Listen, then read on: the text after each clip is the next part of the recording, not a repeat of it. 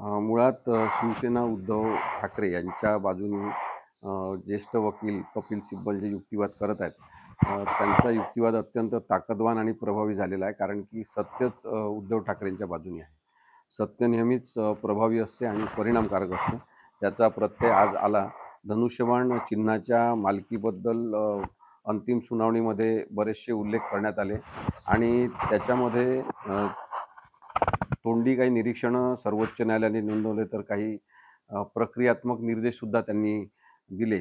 चर्चेचा भाग म्हणून ज्या गोष्टी बोलल्या गेल्या त्यासुद्धा बरेचदा अशा केसेसमध्ये महत्त्वाच्या असतात. त्यावरून एकच नक्की झालेलं आहे की राजकीय पक्ष श्रेष्ठ आहे. पॉलिटिकल पार्टीला विधिमंडळ पक्षाचा पर्याय असू शकत नाही आणि विधिमंडळ पक्षामध्ये किती जण आमदार आहेत, किती जणांचं संख्याबळ आहे, याला महत्त्व न देता राजकीय पक्ष कोणाच्या ताब्यात आहे आणि राजकीय पक्षावर वर्चस्व कोणाचं आहे, हाच मुद्दा महत्त्वाचा ठरतो. हे सरन्यायाधीश सूर्यकांत, न्यायमूर्ती जयमाला बागची आणि न्यायमूर्ती व्ही मोहना या 3 न्यायालयाच्या खंडपीठाने आज पूर्णपणे समजून घेतलेलं आहे. आता हे समजून घेण्यामध्ये आणखी एक कारण आहे की सुभाष देसाईंची केस जी आहे, जी 5 न्यायाधीशांच्या न्यायालयाने निर्णय घेतलेला आहे. त्या न्यायपीठाने सुद्धा हेच सांगितलं की पॉलिटिकल पार्टी आणि विधिमंडळ पक्ष म्हणजे लेजिस्लेटिव्ह पार्टी या दोन्ही वेगळ्या आणि डिस्टिंक्ट त्यांची ओळख आहे. त्यांना एकत्र करू शकत नाही, पहिली गोष्ट. आणि दुसरी गोष्ट, पॉलिटिकल पार्टीचा एक छोटासा भाग विधिमंडळ पक्ष म्हणजे निवडून आलेले आमदार आहेत. पण केवळ निवडून आलेल्या आमदारांच्या संख्येवर अशा पद्धतीने राजकीय पक्ष कोणाला तरी बहाल करणं आणि पक्ष चिन्हसुद्धा देऊन टाकणं हे अत्यंत चुकीचं आहे. या निर्णयाप्रत सर्वोच्च न्यायालयाचे तिन्ही न्यायाधीश सहमत झाल्याचं चित्र आज आपल्याला दिसलेलं आहे.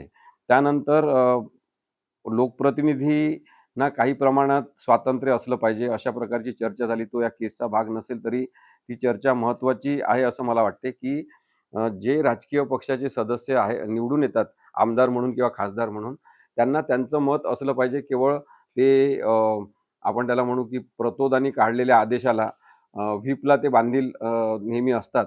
ते चित्र चांगलं नाही. अशा पद्धतीची चर्चा केवळ झाली. या केसमध्ये त्याचा काही संबंध नाही. परंतु हा मुद्दा महत्त्वाचा मला वकील म्हणून याच्यासाठी वाटतो, की कुठेतरी कायद्यामध्ये काही बदल करायचा असेल तर तो सकारात्मक बदल अशा पद्धतीने करायला पाहिजे. परंतु कायद्याचा आणि संविधानिक तरतुदींचा चुराडा करून राजकीय पक्ष जे खोटारडे आहेत आणि असत्याच्या मार्गाने राजकीय पक्ष पळवलेला आहे, त्यांना प्रस्थापित करण्यासाठी कायद्याच्या नियमांचा वापर होणं हे अत्यंत घातक आहे. त्यानंतर उद्धव ठाकरे गटाचे प्रतिनिधित्व करताना कपिल सिब्बल सर हे सुद्धा म्हणाले, की निवडणूक आयोगाच्या आधीचे ज्या निर्णय आहेत त्याची शहानिशा झाली पाहिजे. त्याच्यावर त्यांनी आक्षेपच घेतला, की निवडणूक आयोग अशा प्रकारचे निर्णय कसे घेऊ शकतात? हा प्रश्न त्यांनी सुप्रीम कोर्टात आज विचारलेला आहे.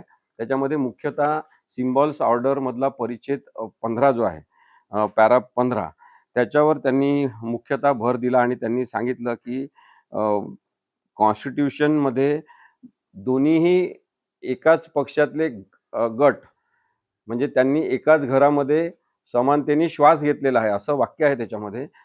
तर त्या लोकांनी परत सिम्बॉलबद्दल डिस्प्यूट करायचं, तर ते सिम्बॉलबद्दलचं डिस्प्यूट अशा पद्धतीने पॅराग्राफ 15 नुसार डिसाईड होऊ शकत नाही. निवडणूक आयोगाने सिम्बॉल ऑर्डरच्या परिच्छेद 15चा वापर करून जो निर्णय घेतला आणि शिवसेना हे नाव आणि पक्षचिन्ह हे एकनाथ शिंदेंना दिलं, तो निर्णय अत्यंत चुकीचा, बेकायदेशीर आहे असा सुद्धा युक्तिवाद जोरदार पद्धतीने आज करण्यात आला. त्यानंतर कोणत्याही विलिनीकरणाशिवाय पक्षाचा ताबा घेणं किंवा विधिमंडळातील फुटीला मान्यता देण्याची परवानगी अशा प्रकारे मिळवणं हे दोन्ही चुकीचं आहे, हे सुद्धा सांगण्यात आलं. आता या सगळ्या गोष्टींवर शिंदे गटातर्फे युक्तिवाद केला जाईल. त्यानंतर निवडणूक आयोगातर्फे सुद्धा युक्तिवाद केला जाईल. त्यांना 3-3 तासाचा वेळ दिलेला आहे. तेवढा वेळ ते घेतील असं मला वाटते, कारण की ही मोठी केस आहे आणि बऱ्याचशा गोष्टी त्यांनाही सांगायच्या असतील. परंतु त्यानंतर 15-20 मिनिटाचा वेळ परत रिबटल आपण त्याला म्हणतो, की आपली पण एखादी बाजू शुद्धीकरण म्हणून सांगायची असेल तर ते सांगण्यासाठी देण्यात येईल आणि त्यानंतर हा विषय निकालासाठी काही दिवस राखून ठेवण्यात येईल आणि नंतर याच्यावर निकाल देण्यात येईल असं मला वाटतं. नाही, सगळ्याच गोष्टी पुढे आलेल्या आहे. लोकांच्या सुद्धा त्या पुढे आलेल्या आहेत. त्यामुळे याच्यामध्ये नवीन काही आहे असं मला वाटत नाही. मुख्य मुद्दा हा अ, अन्वयार्थ काढण्याचा आहे. अ, जे निवडणूक आयोगाने अन्वयार्थ काढले ते मुळातच चुकीचे कसे आहेत हे सांगण्याचा प्रयत्न सातत्याने झालेला आहे. त्याच्यामध्ये एखाद्याच्या कृतीमुळे कोणीतरी आपल्या वागणुकीमुळे स्वतःच त्या पक्षातून तो गेलेला आहे आणि ते पक्षविरोधी कारवाई करतो असं दिसत असेल, त्या क्षणी तो व्यक्ती अपात्र आहे. त्यामुळे 21A नुसार ती अपात्रता जी आहे ती तेव्हाच्या तेव्हा जाहीर झाली पाहिजे. ती अपात्रता मान्य झाली पाहिजे. तसं होताना इथे दिसलं नाही. त्यामुळे मग कपिल सिब्बल सरांनी जो मुद्दा मांडला, की सगळ्या ज्या व्यवस्था आहेत त्यांच्या इंटिग्रिटीचा हा महत्त्वाचा प्रश्न आहे. आणि त्यामुळे इन्स्टिट्यूशन्स म्हणून जे लोकं काम करतात, म्हणजे अ, विधानसभेचे अध्यक्ष एक इन्स्टिट्यूशन चालवतात. इन्स्टिट्यूशनचा आदर ठेवला पाहिजे आणि त्यांनी त्या लोकशाहीच्या मार्गानेच काम केलं पाहिजे हे अपेक्षित आहे. त्यानंतर राज्यपालचं ऑफिस म्हणजे हे गव्हर्नर कार्यालय हे एक इन्स्टिट्यूशन आहे. इन्स्टिट्यूशनमध्ये त्यांना निपक्ष वागलं पाहिजे हे अपेक्षित असताना त्यांनी तसे वागलेले नाही आहेत. आणि दुसरीकडे मग निवडणूक आयोग आहे, जो सातत्याने मोदी आणि शहा यांच्या नादी लागून ते सतत बेकायदेशीर निर्णय घेतात आणि विशिष्ट राजकीय पक्षाची बाजू घेण्याचा प्रयत्न करतात असं दिसलेलं आहे. आणि या पार्श्वभूमीवर कपिल सिब्बल यांनी सांगितलं, की इन्स्टिट्यूशनल इंटिग्रिटी महत्त्वाची आहे आणि याच्यात परत हे जोडायला पाहिजे, की अ, अनेक उच्च न्यायालयातले आणि सर्वोच्च न्यायालयातले सुद्धा न्यायाधीश हे सुद्धा गाफील झालेले आहेत त्यांच्या जबाबदाऱ्यांच्या बद्दल आणि त्यांनी सुद्धा इंटिग्रिटी राजकीय पक्षाशी संबंधित ठेवली आहे का असे प्रश्न निर्माण होतात. आणि म्हणून हा विषय जो आहे ना, हा जसा महत्त्वाचा याच्यासाठी आहे, की संधीसाधू राजकीय लोकांना अ, स्वार्थ साधता येऊ नये म्हणून हा कायदा आहे, जो पक्षांतर बंदी कायदा आहे तो.